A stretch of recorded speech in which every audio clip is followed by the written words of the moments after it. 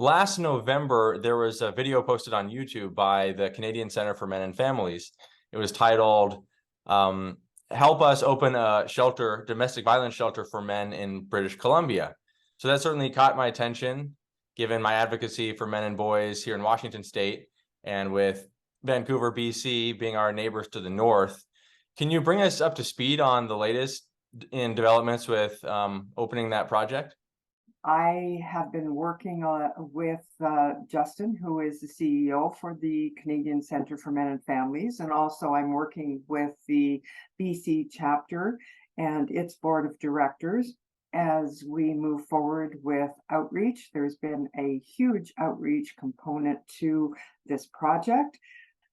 There are several men's programs in providing services on Vancouver Island and here in the Lower Mainland. And they have been very, very supportive. We have reached out and spoken to other agencies such as the Canadian Mental Health Association, women serving organizations. We have reached out to First Nation organizations to talk to them about the project, and quite frankly they have been supportive because they say yes, men need services. So yay, there is recognition that men need services, men and families need services. What we've also done is we have reached out to developers to talk about our project and let them know what it is that we are what we envision, what we have done, and to look to see what possible partnerships could evolve. And we've reached out to local governments as well to talk about our project and to see what possible partnerships may exist there at that level. We've also reached out into, say, the private sector, where there might be possibilities for partnerships. And so right now we have a variety of different balls bouncing in regards to, well, where could be a facility, where could be a location and a facility that would support programs for men and families fleeing domestic violence. The big thing is really opening up even a door an eighth of an inch where government is concerned, and government in power, government in opposition, and the bureaucracies, to begin for them to see the need that men need services as well. I mean, we have services for women who are fleeing domestic violence, and yay, thankfully we have those, because women are receiving services and children therefore are receiving services. Over on the other side, when we have no services for men who are fleeing domestic violence, what does that really say about the children? That what, we don't care about them?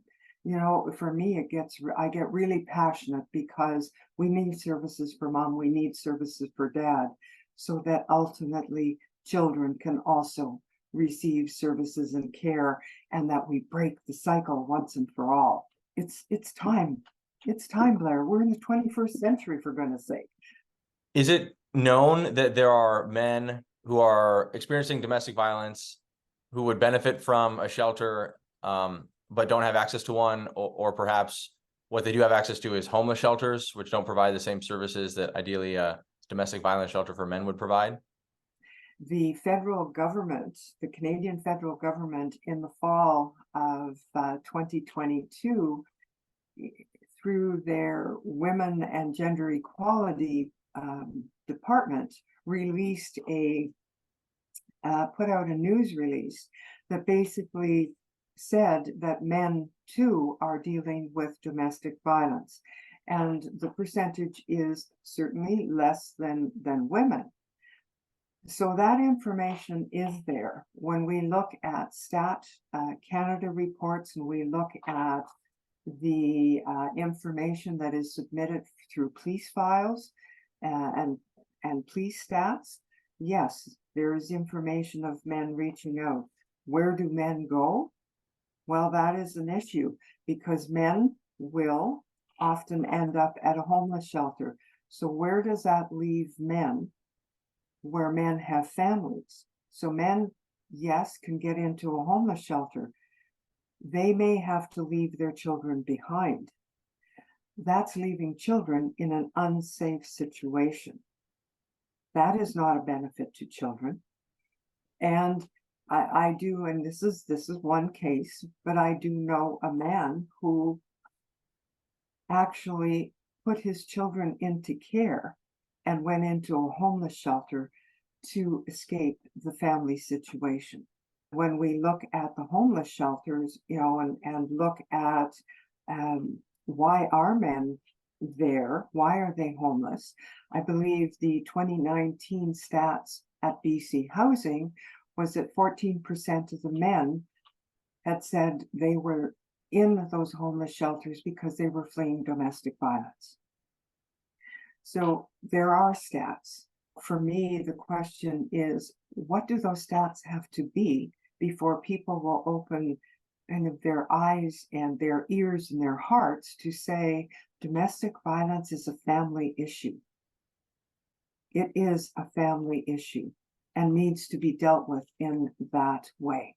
There are big gaps, and hence CCMF stepping forward to want to open up a shelter here in BC. I mean, they have opened up a shelter in Toronto in 2021. That shelter is what I believe it's 8 rooms. That shelter is full. They have a waiting list. They've had a waiting list since they've opened. And, so they have served since 2021, I believe, over 70 families. And they have a wait list between 8 and 12 families at any given time. That's just in one area in Toronto. That's one shelter in the whole province of Ontario. In the US of A, there are some shelters starting to be opened. Recently, the South Korean government opened up a shelter for men fleeing domestic violence. There is a need being identified globally. When you talk about it in the community, Blair, people say, yes, it's about time. Now, that message is with the community. It's what is needed to get that message into bureaucracies and into the hearts and minds of elected politicians.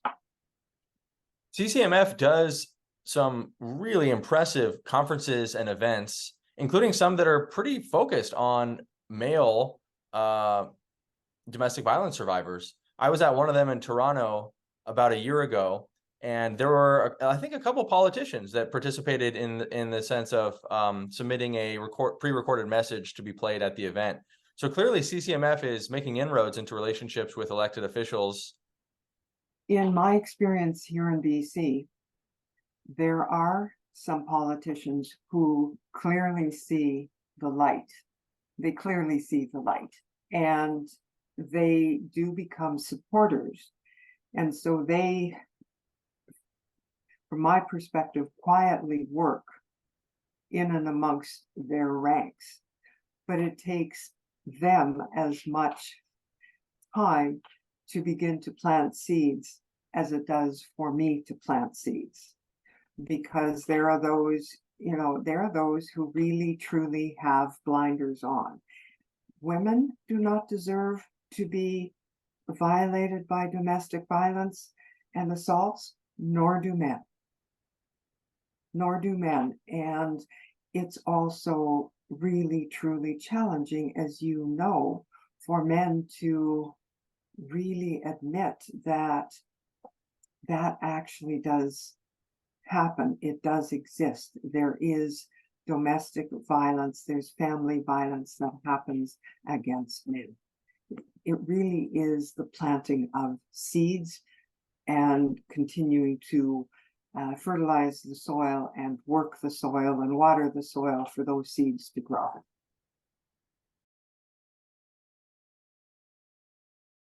CCMF works very, very hard to has worked very hard to build a donor base in Ontario.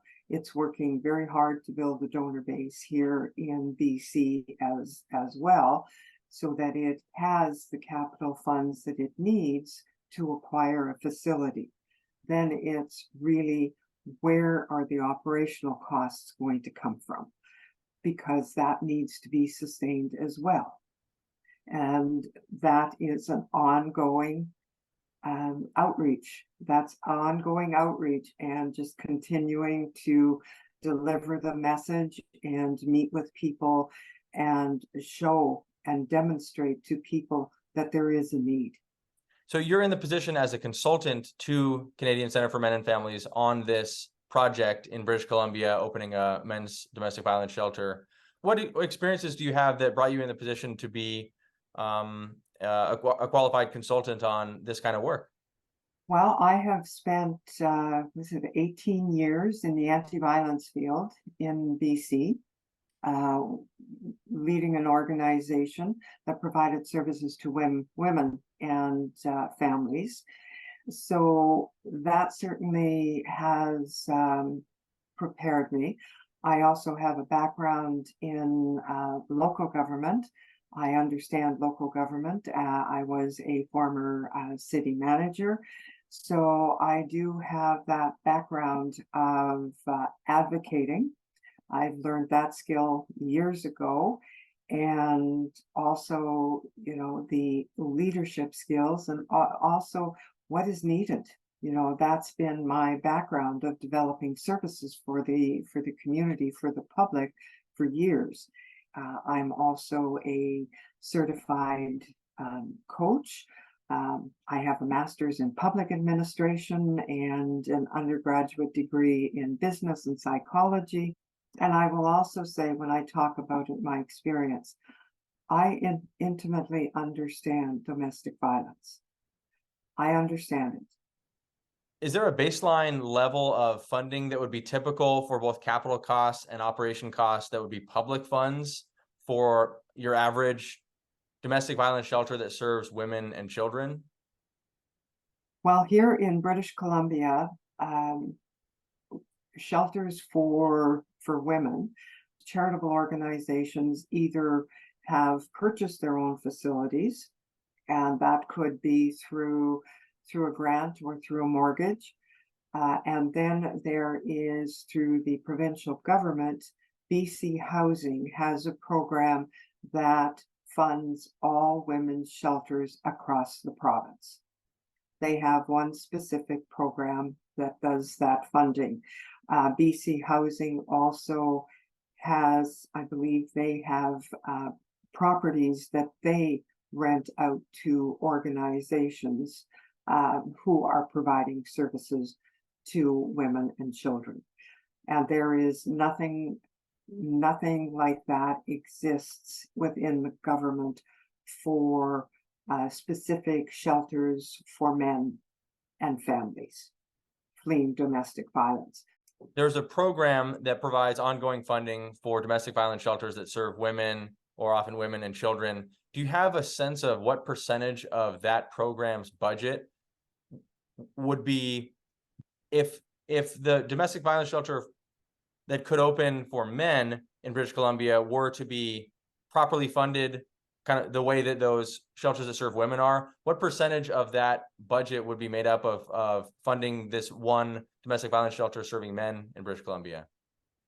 Like, is there a certain ask that you've already prepared for? Here's what it would cost for the size of domestic violence shelter for men that we're looking to do in Vancouver, and then compare that to the overall budget of the program that funds shelters for women? We did prepare an ask to BC Housing, and we based it on a model of 14 beds. And so that ask, in, you know, if that was to come from that specific fund, oh gosh, that would, I don't think that would even be 1% of the whole overall budget. Okay, that's helpful to know for that perspective. Maybe not even 1% of what's funding shelters that serve women. Interesting. Yes. Yes, very interesting. And that, one shelter for men in BC would serve all of BC at this time. It would be full right away. And there's still, where do the rest of the men and families go? You talked about building a donor pool for Canadian Center for Men and Families in Toronto, British Columbia, the other provinces in Canada. When I read the newsletter that I received from CCMF, and I don't remember whether it's specific to Vancouver or if it's just one newsletter that pertains to all of CCMF's operations, but when I read that, I often see logos of sponsors. So these are companies, or maybe sometimes nonprofit organizations, that are sponsoring in some way CCMF to the extent of being included at the bottom of their newsletter. That's quite impressive to me. I think sometimes I see like dentist offices and maybe law offices. Do you know anything about how new sponsors that are companies are brought on board? I'm not intimately familiar with the overall fundraising strategy that CCMF has. Intuitively, what comes up for me is the donor base grows from those who have been impacted by family violence. They understand separation, they understand divorce, they understand sometimes the nastiness that comes as a result of domestic violence. And that also builds support because, men see the need. And so these businesses are stepping forward. And I've heard men say here in BC, I get it, I understand, I've gone through it. And there was nothing for me. It is an uphill climb to have this shelter come into place. And we continue to climb that hill. We do, because it's timely. It is so timely. Do you have any timeline laid out for what would be ideal, kind of a guess on progress being made with the different steps that need to be taken to accomplish the goal of opening a domestic violence shelter for men in Vancouver? The discussion around the timeline was, first it was 8 months, then it was 10 months. And it's probably, we put a timeline of 10 to 12 months on it and focus on that. That really is, that's setting our parameters a little tighter as well. But that's what we talked about yesterday. So that's where we're focused on, to continue to move this forward to make it happen. Oh, great. Good job. Yes. So you'll stick with this project and with CCMF until it either is apparent that it's impossible or you've succeeded? Yes. Oh. Yes. Oh, Yes. neat. Yes. It's a service that is needed. The family structure needs to be supported regardless of what that family dynamic is. So yes, we need services for women and we need services for men.